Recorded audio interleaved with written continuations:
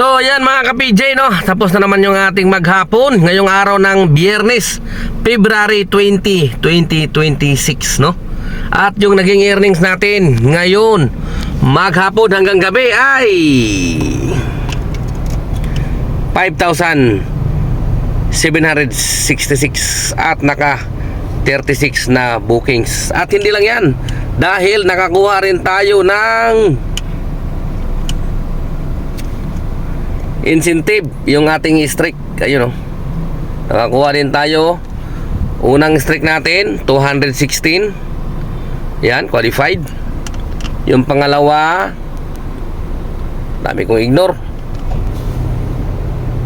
196 qualified.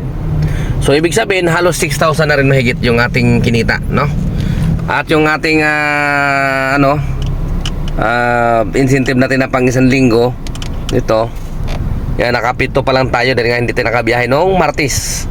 Tapos ngayon dalawa lang yung kinuha natin dahil gabi na yung isa, masyado ng gabi, alas 10 ang tapos tatlo na lang naman yan, kaya bukas tapos na yan, no? Sabado pa lang naman bukas.